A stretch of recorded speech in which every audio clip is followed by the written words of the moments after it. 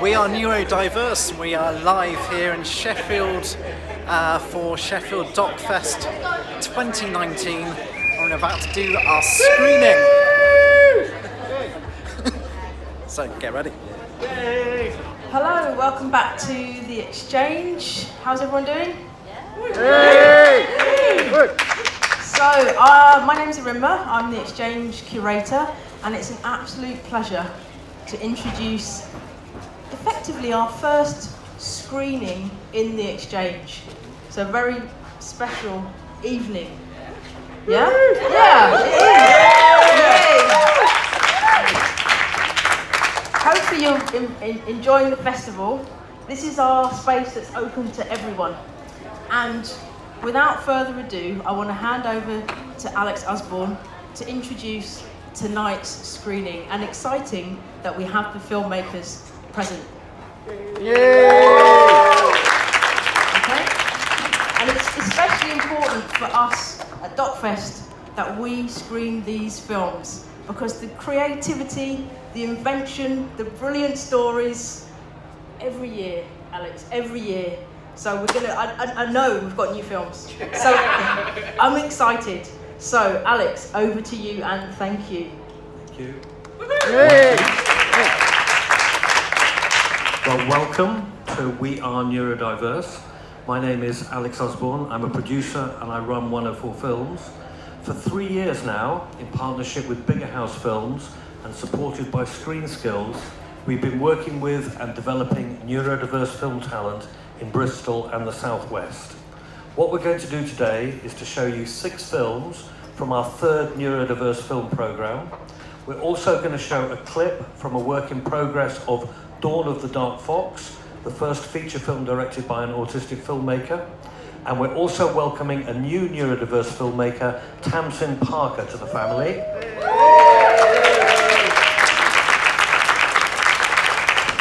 And we're going to show Tamsin's new film. So we're going to show all of these films one by one. We have all the filmmakers here. After each film, we'll welcome the filmmaker to the stage and take a few minutes to find out a bit about them, about what drives them, about their film, and very keen that you all ask questions or comment or encourage or support. Just a little bit about our work at 104 Films. For 15 years now, we've been working developing disabled film talent and working with them to make films. We've made 9 feature films, including Special People, Sex and Drugs and Rock and Roll, and I Am Breathing. We've made over 80 short films with disabled film talent, and we've run over 40 training and development programs. Recent work includes Notes on Blindness, telling the story of John Hull's journey into total blindness, which premiered at Sundance and was nominated for 3 BAFTA awards, including Outstanding British Film. We were associate producer on Jem Brayer's incredible film Unrest, about her struggle to understand ME, which premiered at Sundance and was Oscar shortlisted. And most recently, we were executive producers of Being Frank, the Chris Seavey story. We know that there is a huge exclusion of disabled voices and talent in the film and media industry, and that's something that we want to change. But at the core of our work is a belief that it is difference and diversity are absolutely essential to enrich us all, that disability brings a new and different voice and experience, and this difference electrifies and builds a creative expression at a deeper and wider level. Creativity comes from the margins and infuses the mainstream. That's how it works. Over the past 5 years, we've focused a lot of our work in developing neurodiverse talent, really driven by the experience and knowledge we've built in producing The Dawn of the Dark Fox and working with Michael. So we've now made 29 short films by 23 new neurodiverse filmmakers through this project, and we think that we're enabling a very powerful, very brilliant, and very different creative voice. We're building something unique here, new, fresh, and original. We're building a movement. We are neurodiverse. So enjoy the films, welcome the filmmakers, join the movement. So let's begin with our first film by Sam Downey called Unique Human.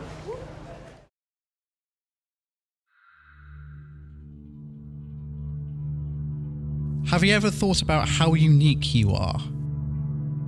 Have you thought about who you are and that you are the only unique in the world? Your flaws make you unique. Do not hide them. Be proud of them. Be authentic, be real, be yourself. It takes courage to be you. Be bold about it, be strong about it. Zero tolerance to disableism, sexism, classism, racism, or any kind of discrimination. We are all part of the same species, the unique human. Being perfect is artificial. Being imperfect is beautiful and real. Different, weird, random, odd, strange, geek are all adorable adjectives. Imitation is boring. Fit no stereotypes. Never forget you are human, unique and imperfect. Celebrate neurodiversity. Unique human.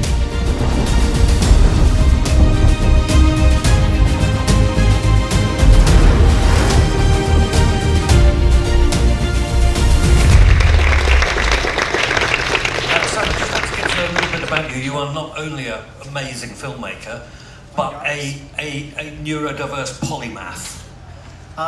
Yeah, I don't know, you could say that. Could you give us a sense of the range of activities that you do?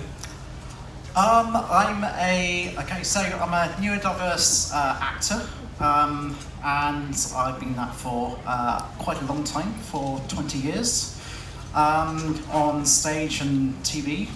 Filmmaking, I've been doing that for the last 10 years, and making all kinds of films, some documentaries, also some charity films in America, and also helping to launch webcasting in America and also in this country in 2007. And then also got into social media as well, so a lot of being a beta tester for Twitter and experimenting with social media platforms and seeing how it worked when it got launched in 2005, 2006, and seeing also how to break it as well. So really fun times. In what way do you think that your neurodiversity gives you the skills to do the work that you do? I was late diagnosed with autism in 2017, like majority of adults are. But I think how it all kind of fits in together is it makes me a bit more creative, more thoughtful into the process of making things, and also working with others on the spectrum of neurodiversity. Which includes people with autism, epilepsy, ADHD, OCD, for example, and then also getting a unique perspective and understanding. So that's kind of why I call this film Unique Human, because we're all unique, and that's kind of, I wanted to make something that spoke about all of us really as humankind. Audience, anybody like to comment on Sam's film? Yep. Hi Sam, hi. Talk me through Microphone. Oh, wonderful. Thanks buddy, hi Sam. I'm not great with technical terms, so forgive me if I sound like a dullard, but take me through the process of the animation and etc. Okay, of that short film, I did first of all, we shot the film on a film camera, and when it came down to the edit, I thought we tried matching the lighting behind everyone I shot as portraits, but it kind of didn't end up well. So it took me another, I gave it a 2-week break and came back to the edit, and within that 2 weeks I was watching one night Top of the Pops, and I saw the music video, Take On Me by Aha, and that has a crossover of an animation technique, and I thought, hang on a moment, that kind of really works, and I thought, could it work for my film? So we edited the film on Final Cut, and Final Cut has a plugin called Comic Effects, and and I thought we applied that to the footage, and it worked really well. So you didn't intend, that wasn't your intention from the outset? Yeah. So when I applied it, it suddenly matched all the footage, and I thought, actually, this is a really kind of good thing. And I worked on this, it gave it a bit more stylised as well, stylism to it. At the beginning, you know, in this project, we very much asked you what do you want to transmit, and you were thinking a lot about how effective car commercials were. I did at the beginning, yeah. I saw an advert for Fiat, and I thought, having some type of words over the top of it, something that was quite positive and uplifting. And I thought, okay, I'll kind of use that inspiration at first, and I wanted to keep it at a commercial length and see how it would actually work. And then I wrote a little script to it, and then suddenly everything started to fall into place with all the it's our rallying call for We Are Neurodiverse, isn't it? And also interesting to discover that AHA are a Danish neurodiverse band, you know, also part of the family. Ladies and gentlemen, Sam Downey, thank you very much. Thank you. Let's have a look at Watch with Mother by Yarwan McClelland and Raquel Moreno.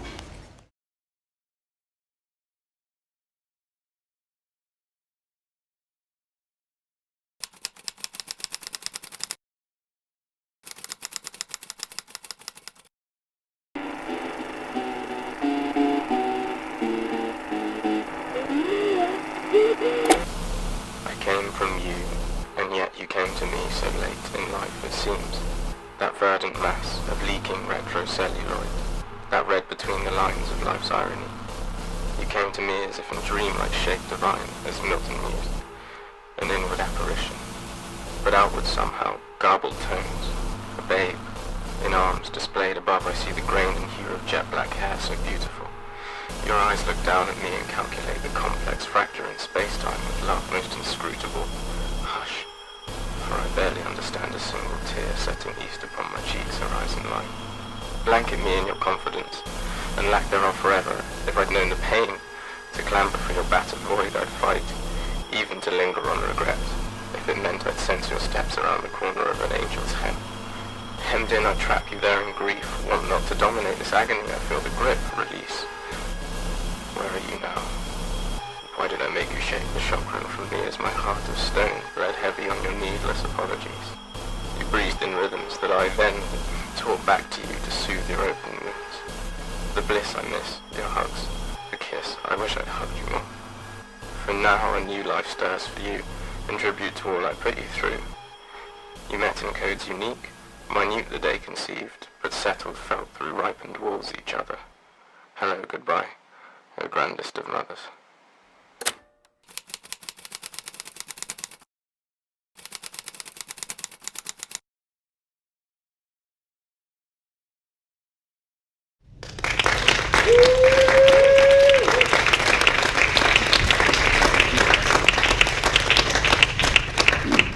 Yarwan and Raquel.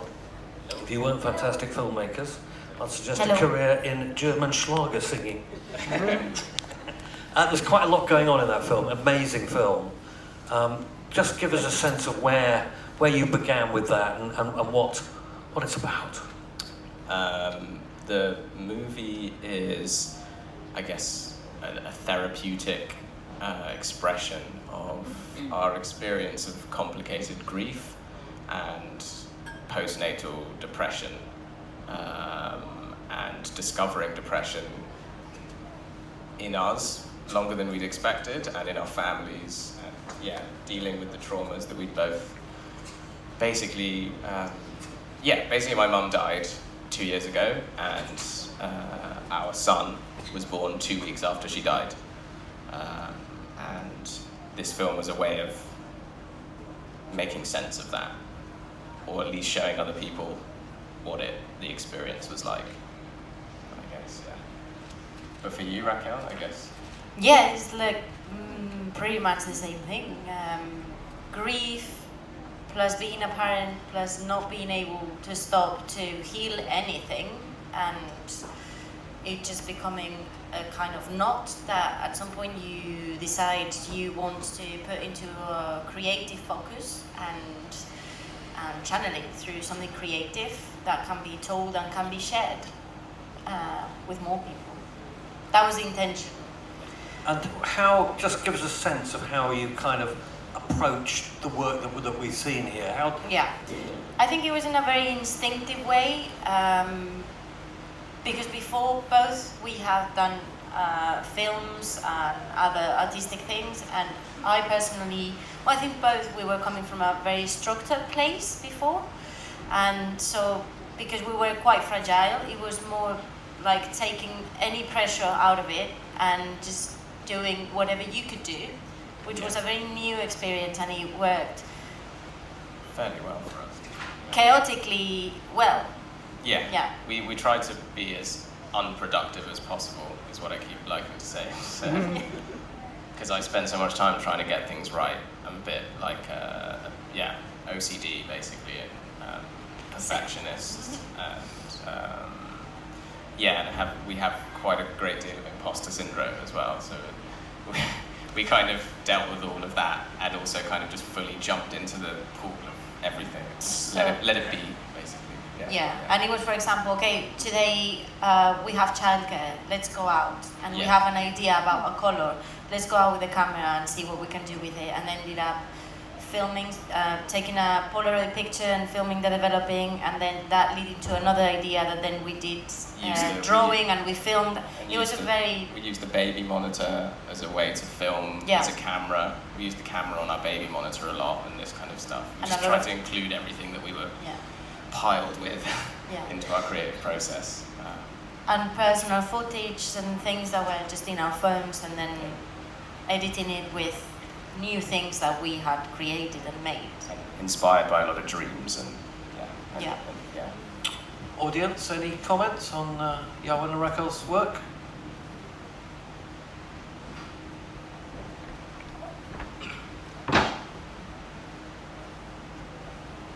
Hi, I really enjoyed that. I suppose I naively thought that maybe that you were kind of trying to show a bit of a sensory overload with so many different images and noises and the going underneath. But I wonder if you're also trying to, and were you trying to do that firstly? Yes, there was an intention to convey this sense of distortion that I was experiencing. And that things were very hard to interpret, but there is more. It's not just about pain. It's about an appreciation of the movement away from that distortion as well, to some clarity. And I suppose that's it. It's that dichotomy between new life and wonderful beginnings and loss, and the whole thing being all mixed in together. Trying to feel safe inside that contradiction, I think.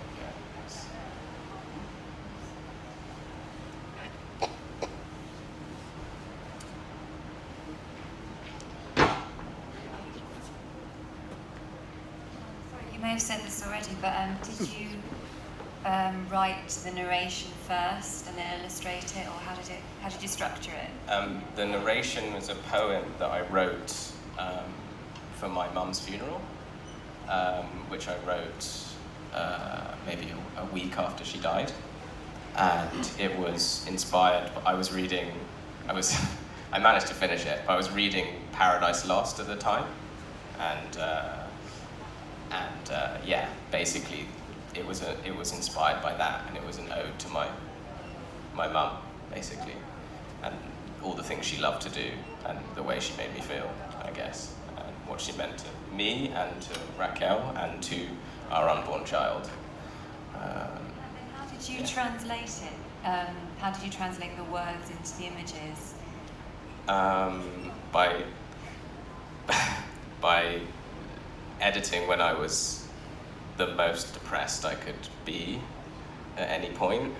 If I was super, if I was having I'd have to be locked, sometimes I just can't see anybody, and I get very antisocial and very freaked out, and when I was feeling like that, I would just go and sit down and edit, and that seemed to be a way to translate the words that I'd written into a visual to a visual element. Yeah, a different. Yeah. Okay, some very good lessons for cineasts there. Be unproductive. Yes. And be depressed when you're editing. Yarwan and Raquel, thank you very much.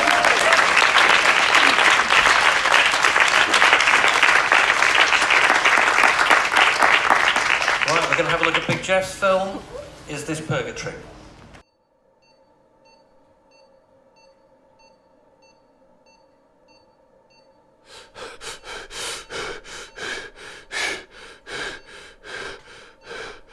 One, 2, 3, 4, 5, 6, 7, 8, 9, 10. 1, 2, 3, 4, 5, 6.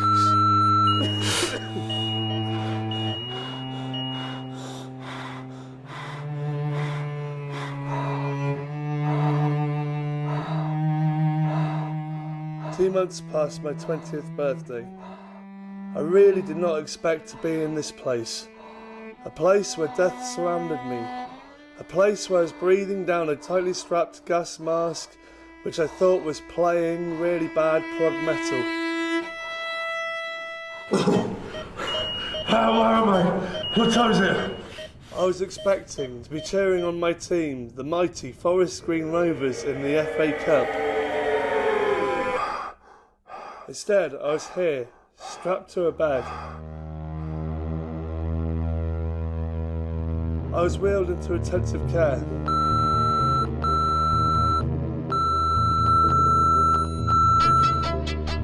The first night was absolutely terrifying.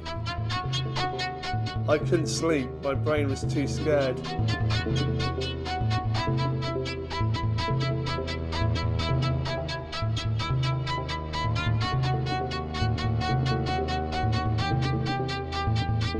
Every single time I tried to close my eyes, it just felt like as if I was stuck in a tropical, surreal rave. My breathing got so bad that I could hear the doctors discussing the potential of having to perform an emergency tracheotomy. You're very, very ill, Mr. Johns. I don't think you really understand how ill you are, Doctor.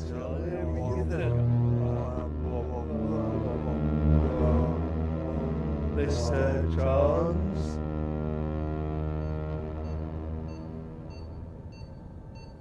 In my second night of intensive care, the doctors were well aware of my situation and my struggle with breathing, so they decided to put on some late night entertainment which would help me calm down and steady my breath.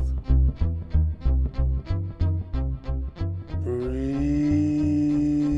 deep. Breathe slowly. Breathe slowly. It had a miraculous effect.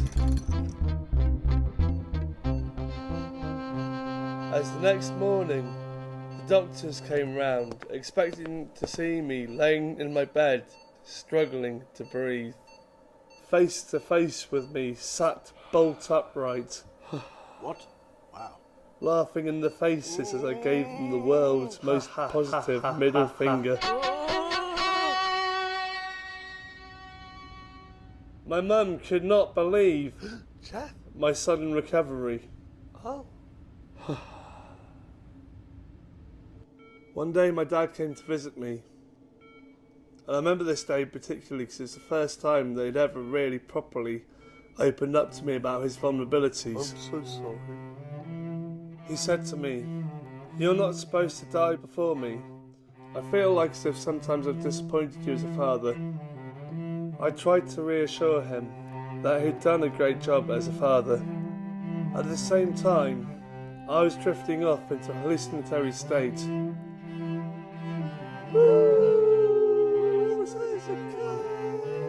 I was on 4 different types of penicillin and morphine all at the same time. Is this heaven to me? Is this purgatory? Or is this heaven to me? Is this purgatory? Or is this heaven to me? Is this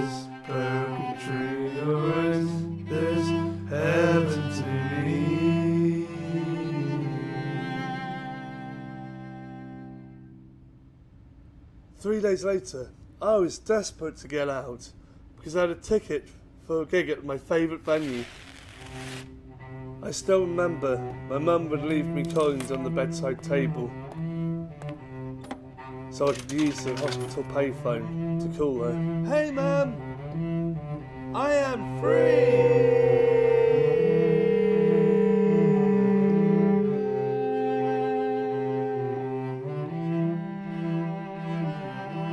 I would just like to say a great big huge humbling thank you to all the doctors and nurses and hospital porters who helped me on my road to recovery. Thank you very much.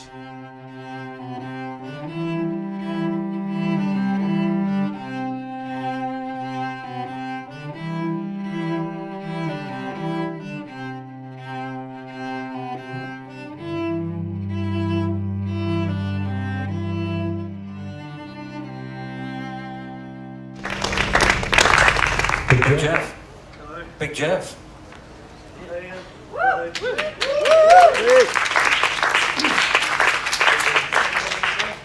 Hello. Hello.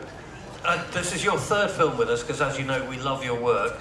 It's interesting, all your work comes from, you start with kind of rhythm or music, don't you? And what started this one? What was the musical journey that started this one? Well, actually, this started because I had a really intense experience at a classical gig, and I was watching this violinist called Danny Piero, who was like playing a mix of like electronics and violin, and I was having like really intense memory flashbacks. And so there's one in particular piece he played called The Dirt, where I was having a flashback to being in hospital and about like the sensory kind of experiences that kind of went with it.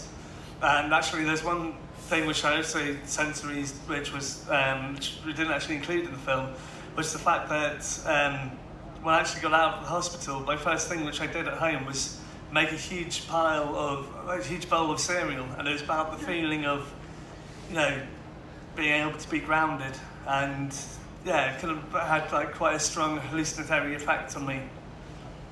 And so I decided that this is the perfect time to try and work also for the first time with a classical artist and creating a soundtrack, but also in a way of telling part of my own story. Because in the previous films which I have made, I have told partly stories which have been kind of relative to me, or relevant to me, but I've never actually really told that much of my own story. So to actually focus in on a very specific period, I think it's the first time which I've actually done that, really. It was great. We showed this in Bristol at the Arnold Feeney, and your dad was there, wasn't he? Yes, he was there. It was a bit of a shock to him. Yeah, he loved it, especially seeing himself on screen in the drawn version. It generally did, when that moment did actually happen, it generally could feel myself drifting in between the reality and the kind of dream world which was happening in my head. Because actually what was going on inside of me, so it's the first time that I've ever been like really on drugs of any sort. So I could feel myself slipping from like, oh, I'm able to have a conversation to my dad, to all of a sudden seeing like floating islands and just like this kind of dream like kind of landscapes. But also like a lot of things which I referenced, like the fact that the gas masks on the first day which I came round, it did make me feel like as if they were playing like really bad prog metal, you know, like sort of like the cheesier end of Europe sort of thing, being like kind of blasted into my ears. So it was like, so every single time that my parents tried to literally physically forcefully hold the gas mask down on me, I literally was almost launching it across the room sort of thing, because it was like, no, I want to hack my ears off. And also at the same time, because I probably need to explain this, but I'd spent 3 days in a coma from basically a appendicitis operation which had gone wrong. And prior to that, I'd had tickets to go and see Forest Green Rovers in the FA Cup match. which was taking place that week, that very weekend, and at the same time which I got hospitalised. So my first thoughts wasn't on like, oh, I'm alive. It was literally like, what time's kickoff? It was literally just like, right, okay. I didn't realise that I'd actually been unconscious for 3.5 days. It wasn't like, and I had like my parents like all surrounding me. They were like, kind of obviously being really relieved that I was still with them, because I was very, very, very, very touchwood close to not making it, basically, for a variety of different reasons. And so, yeah, that was initially what was going through my head, was just like, right, okay, get me out of here, look, I'm fine. I didn't realise actually how ill I really was. Audience, comments on Jeff's fantastic film? It's right, I've got a loud voice, that helps though, that's good. So the bits that you animated, why did you choose to animate those?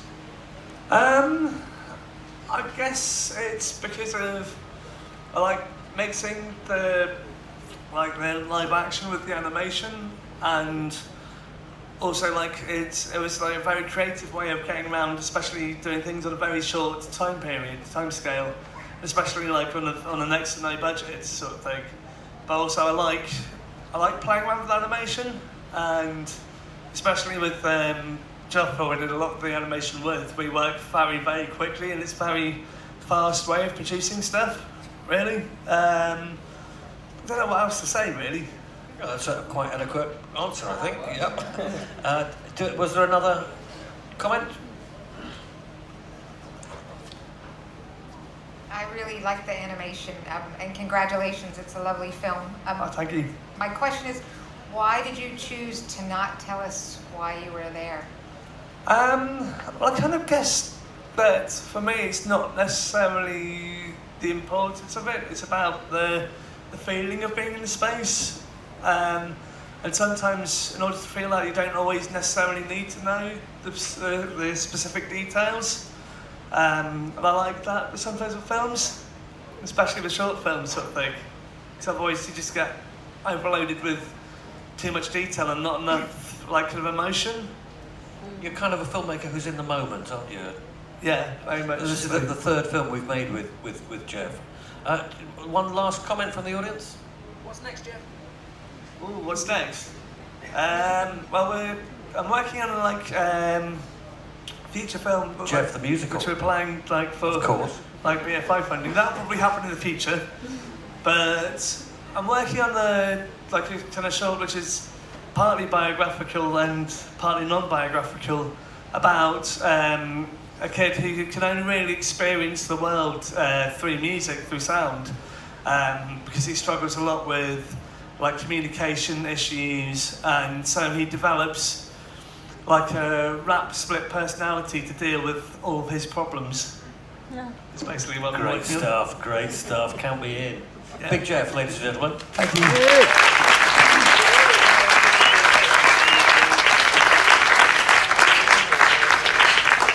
We've been working on a feature film called Dawn of the Dark Fox, directed by Michael Smith and Tom Stubbs, which will be the first feature film by an autistic filmmaker. We're going to show a little clip from the work in progress.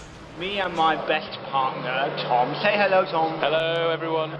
We are going to go on a journey. We will experience many strange things together.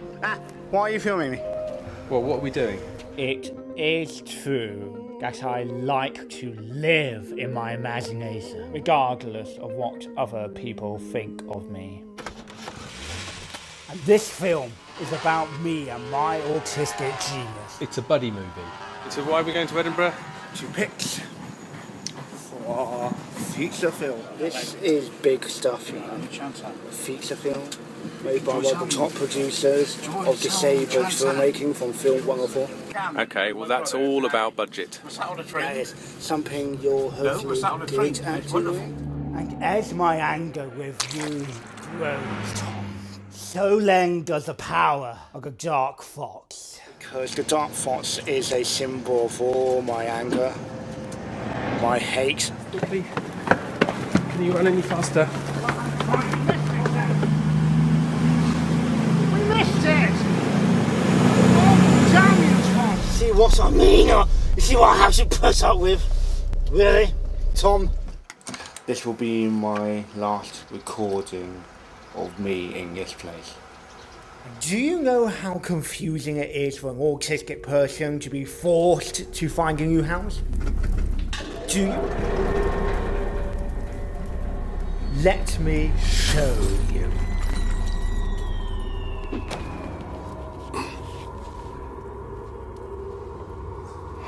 And how do you think I will cope with all this?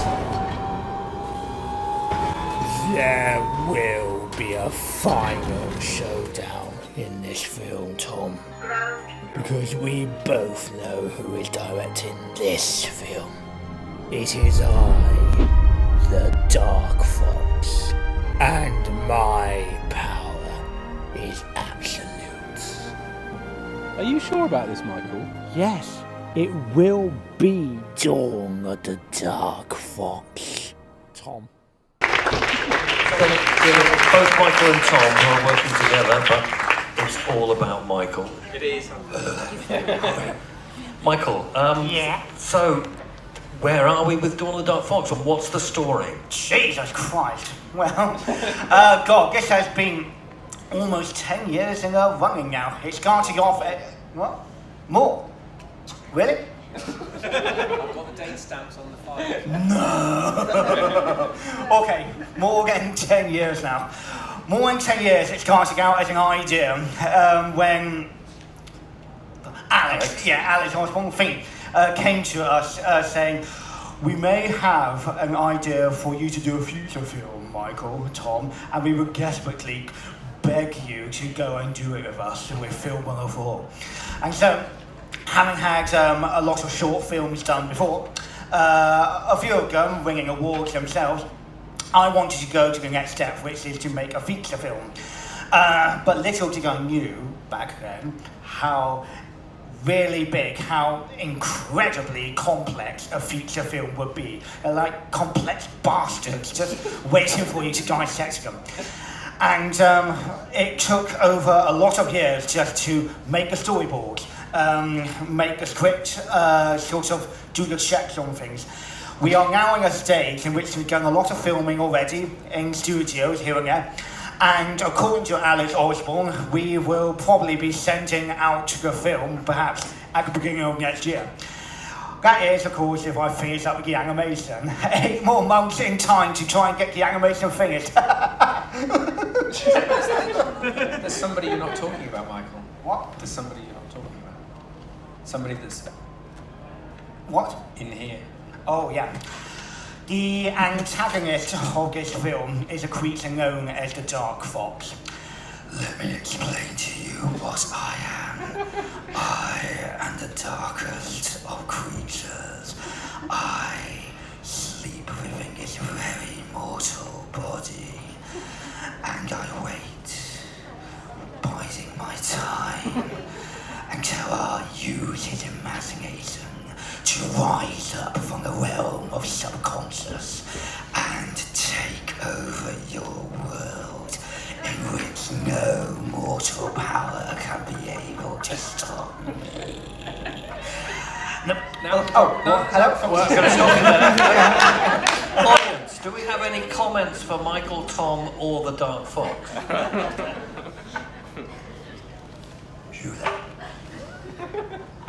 What is your creative process? How do you all work together? Because it seems like a very free-flowing, subconscious way of working, which is really interesting. Yeah, you can. You are right in thinking that. The way that I work, I often it just goes through my mind and it just comes out.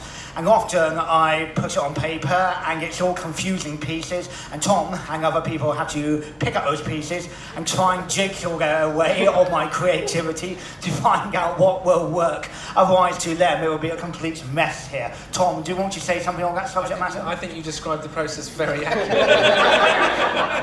And we're still hacking away at the jungle of your mind. No, it's not a jungle. It's a ginormous universal mindset of clusterfuck and brilliant, all divulged into one. Any other questions? And not just for me, but how someone else as well. Hello? You? What's the animation technique? Microphone.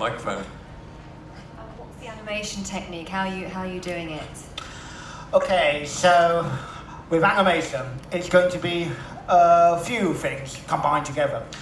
It will be a case of models crafted by some of the best people we have on the team, or backdrops, combined with a old-fashioned style of animation, in which there's a lot of work for me to do. It's a bit like what Walt Disney would do. You would put paper in a light box. You would do tons and tons, probably weeks of hard work on flipping animation paper. Once you finish with the drawings and the animation, you insert it in a computer, plant it on Photoshop, make it colourful, make it come to life, and voila, you have something that moves, something that breathes through Photoshop. Unfortunately, you didn't see that sort of animation on there, but you will really soon. That is, of course, if I can get it together to finish it on time. Come on, Michael, come on. I'm going to draw this to a close. I hope you'll be hearing more of Dawn the Dark Fox. Michael, Tom and the Dark Fox, thank you very much.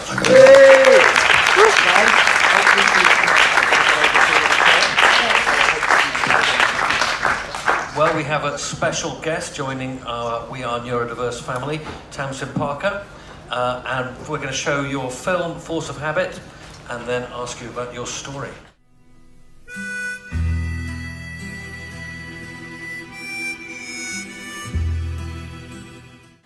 This is who I am.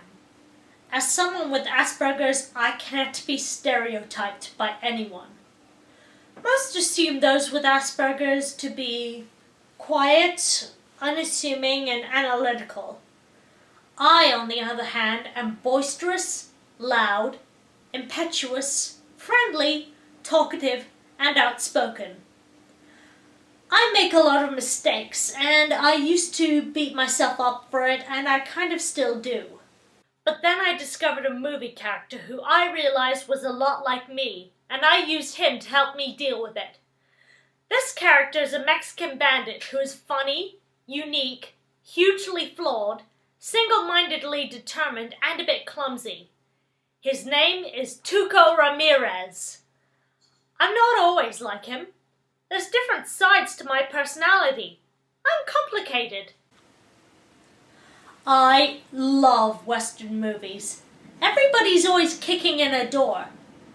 Maybe that's where I picked up the habit. So one Sunday I went to church, looking forward to being there. I find it hard to be quiet in church, but I do my best. In the middle of the service, I had a germophobic moment, so I went to wash my hands. And because it was fun to do and I wasn't aware of my surroundings, I channeled my inner Tuco and kicked the swinging door open on my way back into the church. I didn't realize a little girl and her dad were near the door. Her father was furious with me and wouldn't forgive me no matter how much I apologized. I felt bad but went back to my seat. But then I decided maybe he didn't understand. I went back and tried to explain that I was autistic and dyspraxic. It fell on deaf ears. Since he clearly wasn't going to listen, I didn't bother talking anymore. My mother saw the commotion from the choir stalls and offered to talk to him for me after the service. I warned her that she should not speak for me, but she insisted because she thought it would help. It was a disaster. The man was rude and said, "I'm not talking to you." He tried to make me feel small and insignificant when I proved myself to be strong and determined. He acted like I was a little girl, even though I was 23 years old. I stood my ground, even as he called me dangerous and a risk. My mother told him that if he didn't understand autism, then maybe he can look it up. He said to her, "I'm not talking to you." My mother burst into tears and had to drag me away, arguing.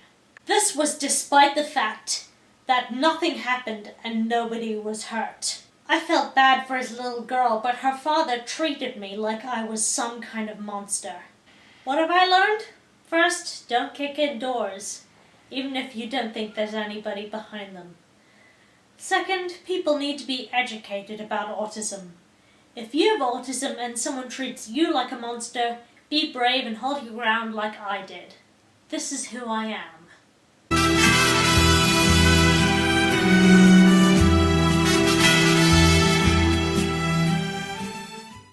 Tamsin, I want to just get the story about what happened when you were watching The Good, the Bad and the Ugly. Well, I already liked the look of this character, Tuco. And as I watched the film, I realized he was a lot like me. Like when, for example, he didn't realize, he didn't get the signs that his parents were gone while he was talking to his brother. And then later he mistook the Union soldiers for Confederate soldiers. He has a tendency to jump to conclusions, like I do. Where would you like to take Tuco next? What do you mean? If you were to do another film with Tuco, what kind of adventures would you put him in? Well, he's not my character. He's Sergio Leone's. Audience, do you have any comments for Tamsin? Yowen? And by the way, it's spelled T-U-C-O. Thank you. Yeah, all right. Yowen's going to make a comment. Oh, yeah. Hello. I do want to hear the answer to that question. Would it be allowed if, for instance, imagine Sergio Leone allowed you to use his character? I'd probably adapt the novel A Dollar to Die For by Brian Fox, which Tuco features in. Yeah. Okay, brilliant. I did an animation with in it that was from A Dollar to Die For. Audience, any other comments? Can you tell us a little bit about the animation that you did in there and how you... That was all approached Flash. Puppet Flash animation, which was done by doing drawings and then converting them into symbols and putting them into different layers, and hand-drawn Flash animation, which is done like traditional animation. Lovely. Yep. I was going to ask... Where would I take Tuco next? Possibly cosplay? More cosplay? I've dressed up as him a few times. I was going to ask, you said you don't kick doors open anymore, so I thought you lost your inner Tuco. Not as much. Not as much. But you still have that exuberance. Pardon? You still have that exuberance. Yes, I do.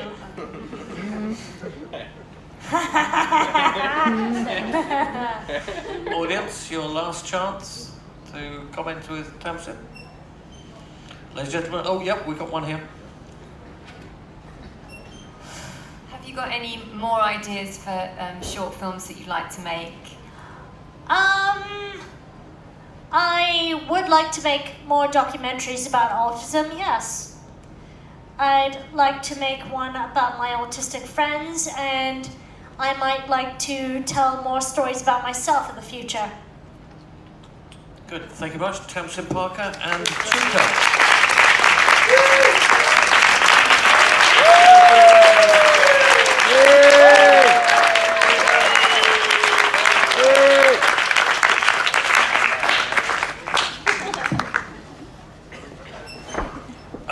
Let's have a look at Unfulfilled Potential from Gregory Thorne.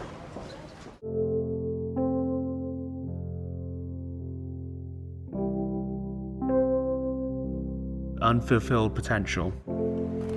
Don't you feel like you're trapped in an endless routine? Don't you feel like you're frustrated, confounded at every turn? Don't you feel like your dreams are suffocating in the crib? Don't you feel like the world is running on fumes?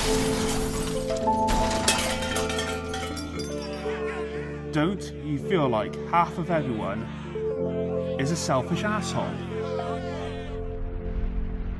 Don't you feel like things are ready to blow?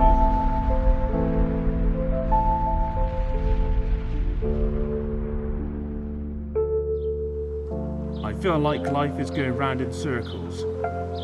I feel frustrated, but just keep going.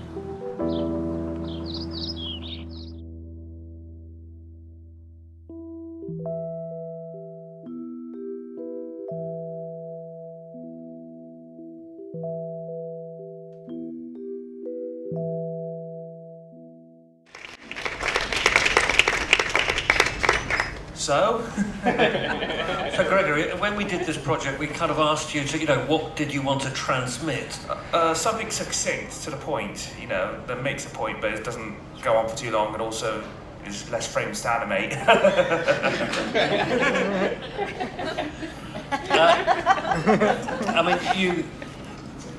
Amazing animation, Gregory. Oh, thank you. Really labour intensive. Yes, it was.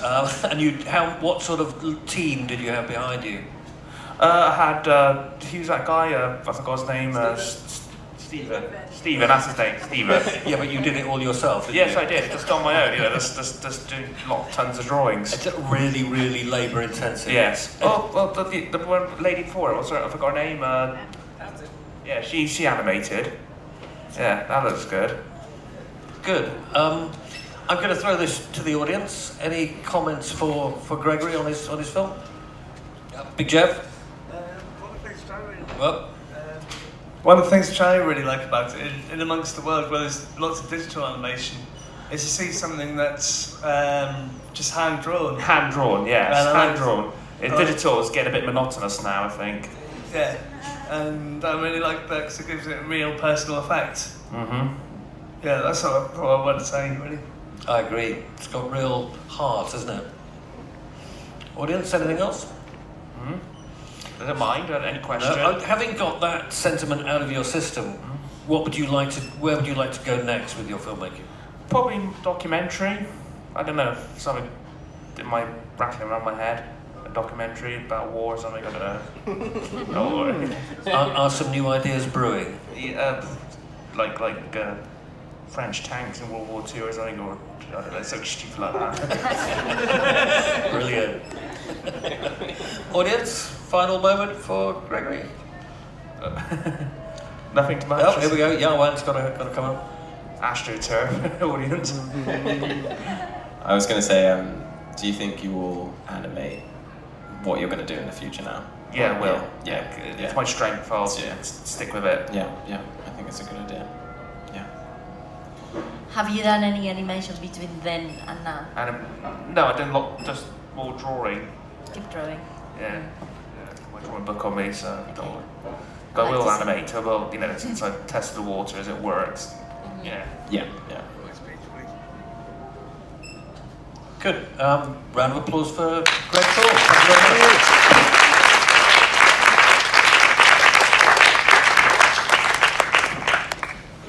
Right, we'll have a look at Reflections by Alexander Parker, our penultimate film tonight.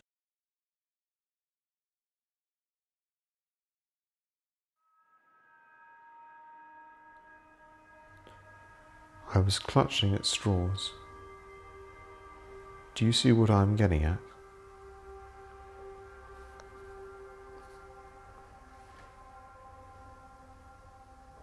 It is quite beautiful, isn't it? Waves, clouds, reflections, and branches. I thought the ambience of it, and the light. I seem to have an eye for detail.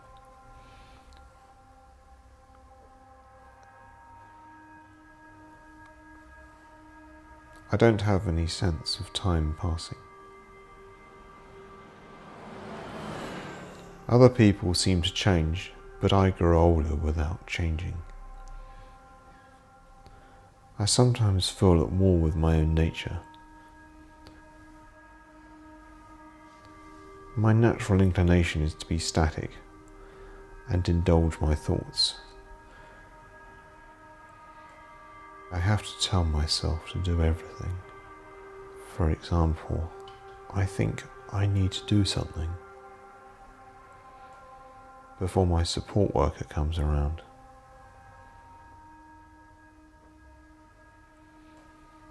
I love the transition from day to night.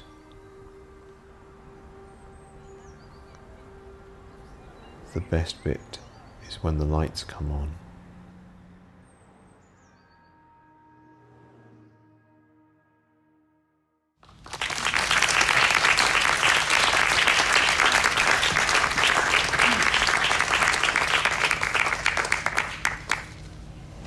I enjoy your film more every time I see it, Alex. Thank you. And it really has just kind of a mood to it. I know it took you quite a lot of time working with Tom in getting to what you wanted to express. Could you just talk a little bit about, that, how you got there and the journey of getting there, of getting to this piece? I was thinking a little bit harder about whether I should talk more on this or not, or just let people sort of come to their own conclusions. But I think the first thing I should have to say that this was, although virtually sort of my idea, I couldn't really have done it without Tom Stubbs. But the thing, if you want to ask how it came to start, yeah. Basically, I've had, I've got a degree in contemporary media practice. I had lots of ideas for films, and none of them were possible within the time or the money, and therefore I just thought I don't know what to do. And then Tom said, well, why don't we just go and shoot some stuff anyway? And it snowballed from, well, it didn't snowball from there, but I had lots of ideas. I seem to have an eye for landscapes and so forth, and we put it together, and it eventually became this sort of stream of consciousness. And then we sort of said something about what it's like to be me, and I guess how autism affects me, and so forth. But I did have an idea for this. It would require this rhythm. And I think it's absolutely true to say we did put I certainly put an awful lot of thought into how long each cut should be, the length of each cut. I wanted to have a certain rhythm, and it actually, you have to establish a rhythm, and then before you can break the rhythm. And so some shots at the beginning sort of last a bit longer than other ones. I'm sure Tom can tell you I was literally agonising over almost every detail. I was like, should we have like a capital for the title? Should we put it all in capitals? Should we have like just the one capital or not? Does it go up there and long? For example, the shot of the crane, where it's just like that, we actually had nothing like that, and then of course a bird flew in or something, so we actually, I think it was a plane or something like that, and we actually had to slow it down enormously to try and drag that bit out in order to make it fit the other shots. We stuck sounds of, I think the sound of the bus that we stuck into that, and I think there may have been a couple of other sounds, and the actual, I was looking for the music to go over the top of it.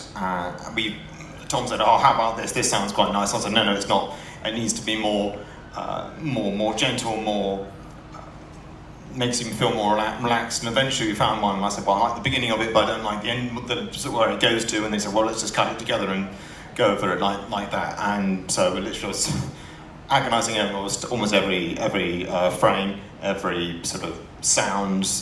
But there was also a lot of stuff that was, and I was all the way we were shooting it as well, because I knew that there was a particular part of in Bristol where the docks are, where the sun will set over the docks and reflect in the water, and it looks really beautiful because I've seen it myself, bound by the Great Britain, if you know Bristol. But we were like shooting at different bits, and Tom's like, oh, well, hang on, we'll get some heroes, and then we've got to get down there because the sun's going to set at a particular point, and then we need to get down there a bit. And then while we were shooting that, for example, this is just an example of how we were how impressive it was. So I turned around and thought, hey, doesn't it look wonderful reflected in the windows behind us? I said, oh yeah, let's get that. And it was so okay. Let's make this quick because I don't want the sort of the residents to come and see us trying to sort of put the camera in their window or something like this. But yeah, there was a lot of things like if you notice the light at the end, I wanted to sort of come up and fade down at a particular point, but it didn't do that when we wanted it to. So eventually what we did was Tom actually superimposed the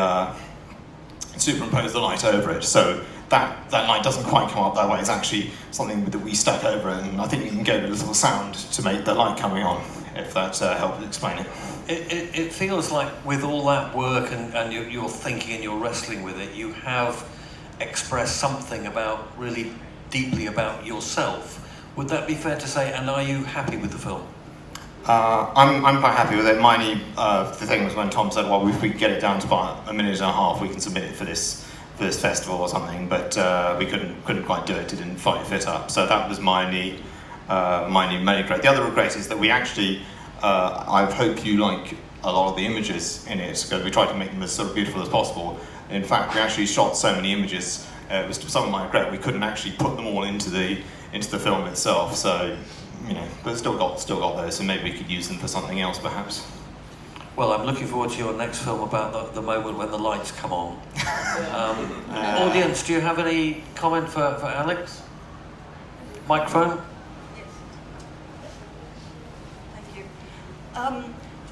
When I came to the end of looking at your film, I thought, this is poetry. And when you started talking about the film and talked about rhythm, etc., I wanted to ask you, do you see yourself as a poet?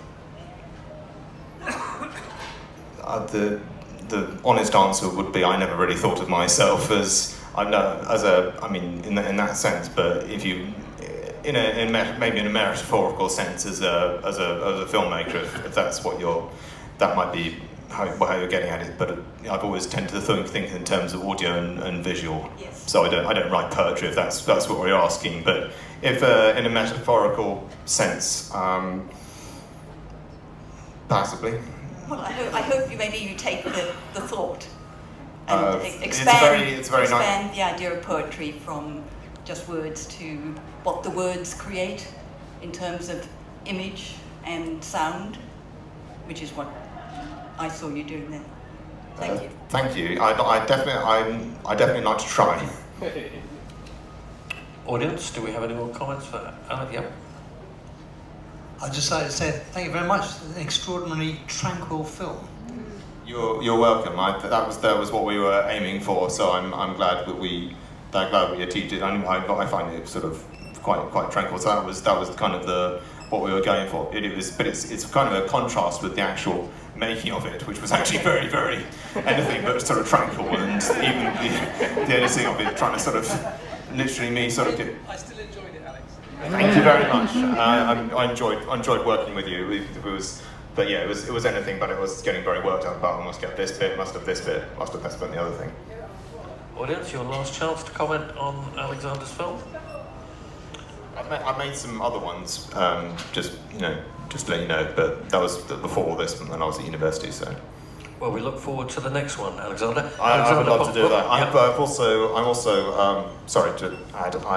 I actually appear in some of the other people's ones. I mean, I did in the first one, obviously, but I also lent my skills to as a voiceover in some of the other ones, and people said they actually liked my voice. So I'm available. If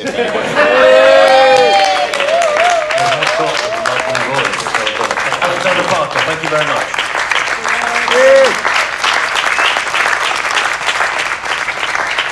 Right, our final film is Jessie Curry's film.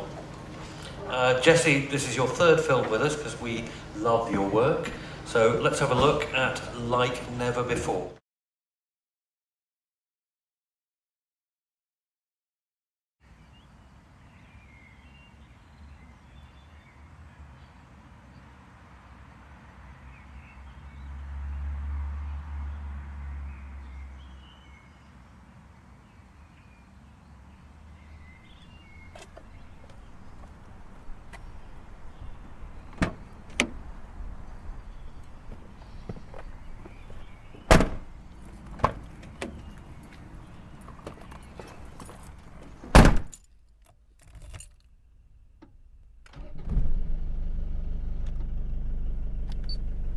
Do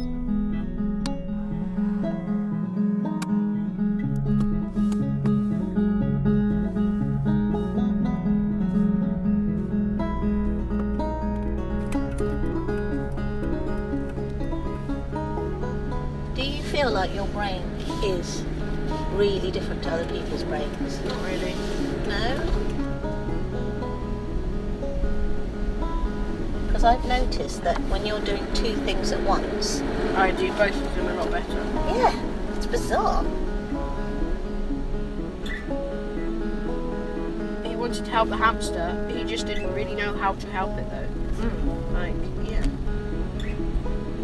Have you ever felt like that you kind of really want to help someone but you're not quite sure? sometimes when like Ned hurts himself, sometimes I just feel like I can't do anything. I just have to stand there and watch. Like all of the situations, most of the time are completely different. So it's like each time there's a difference and it's not like ever before. Yeah. So Well, not always, but some of the time. So when someone's upset, for example, like when I was upset on Friday morning, you were amazing with me. So you kind of do know what to do, don't you, really? Yeah. But maybe Not all that's the time, though. maybe that's because you know me quite well. Yeah, I guess.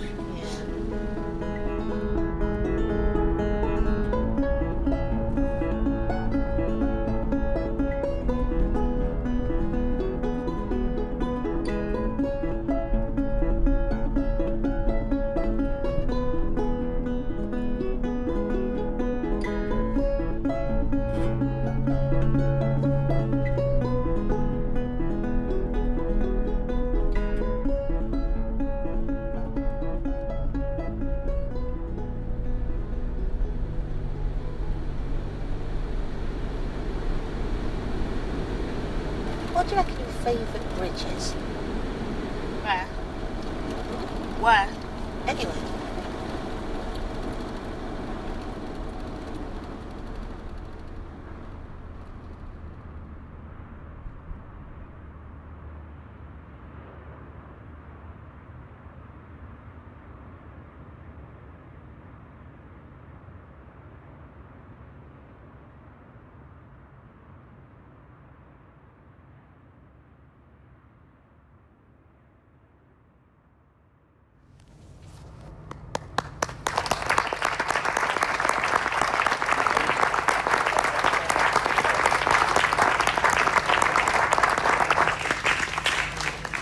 Jesse, tell us a little bit about, when we talked about this film, what's going on there. Probably tell us a little bit about you and your children and what the shtick is here. What the shit is? Shtick. Well, I think it's partly about leaving this... Woo!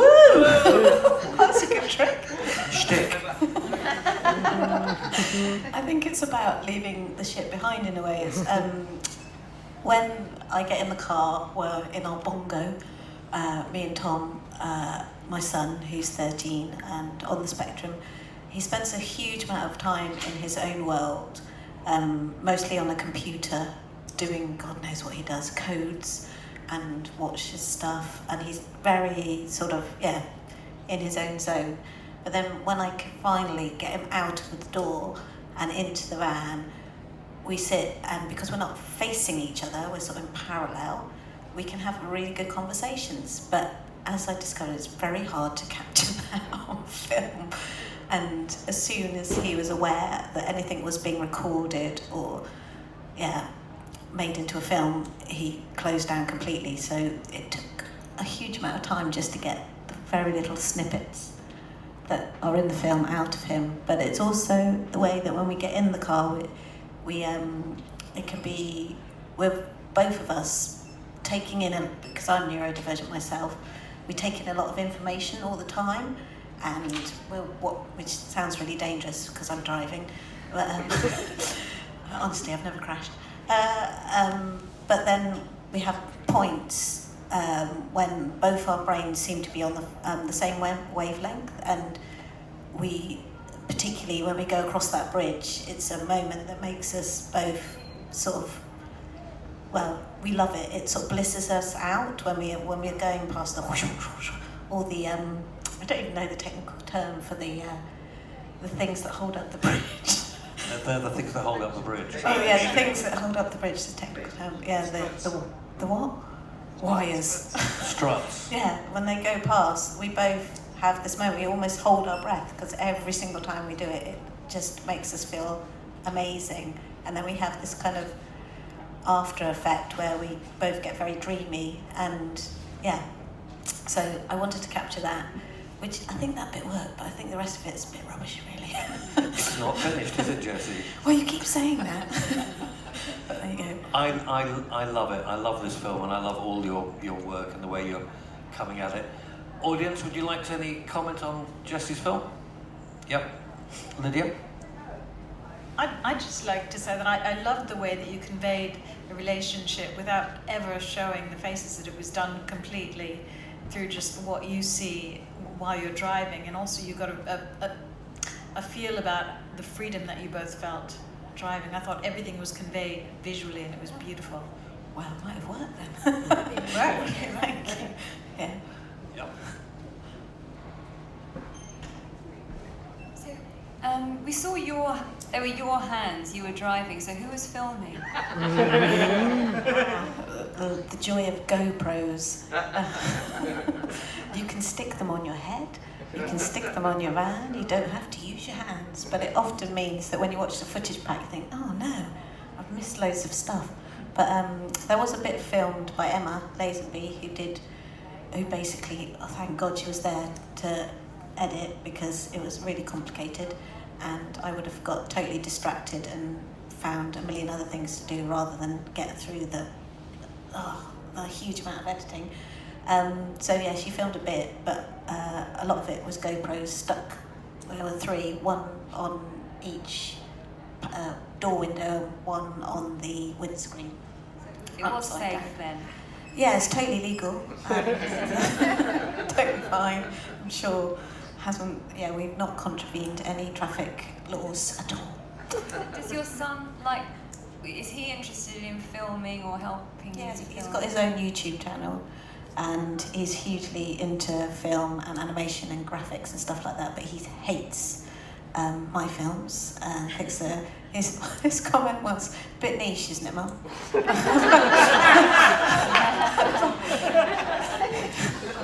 Yeah, this is true.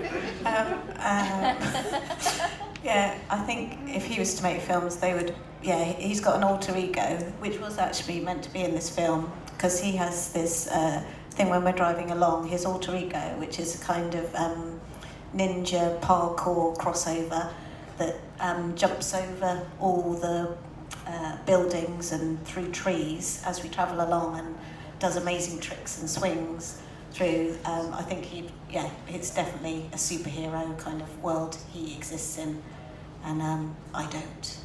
It's nice to see those two things come together. Like your style, that was part of the idea. There was meant to be an animated sequence of him travelling through, but that didn't happen. The bridge. The bridge, yeah.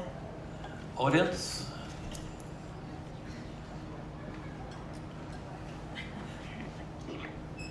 I thought it was a really lovely film. I really, really enjoyed it.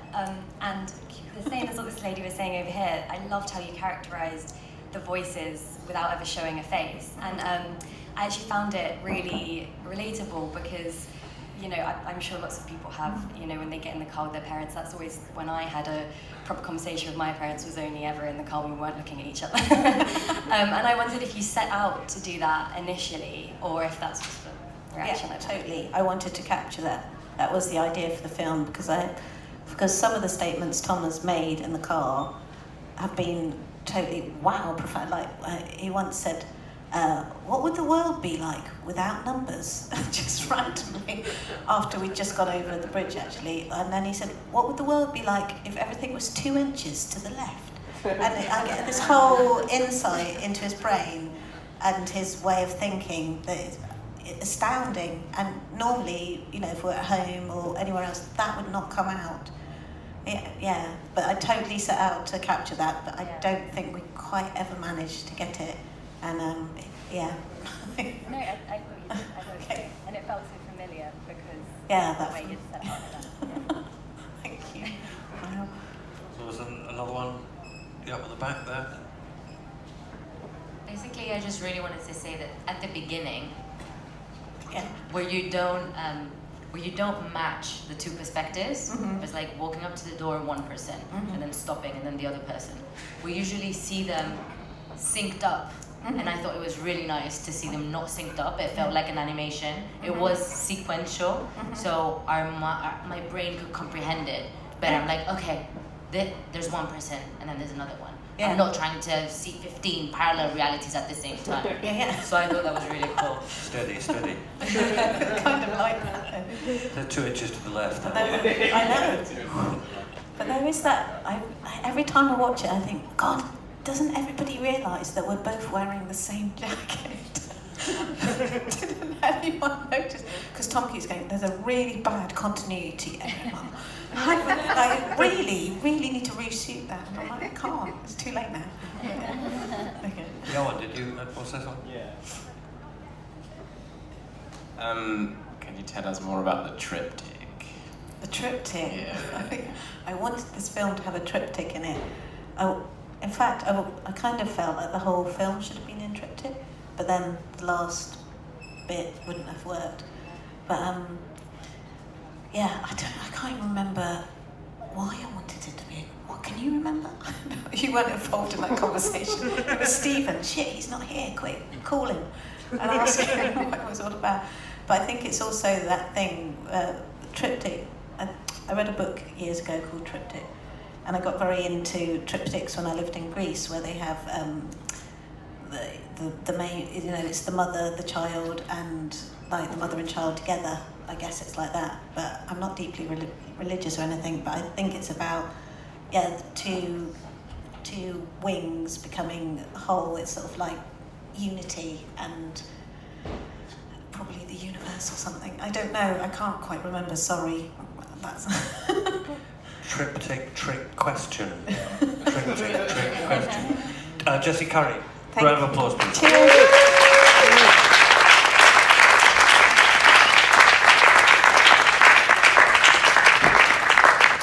Some thanks are due to Arinma for supporting us, fantastic. DocFest and Wellcome Trust.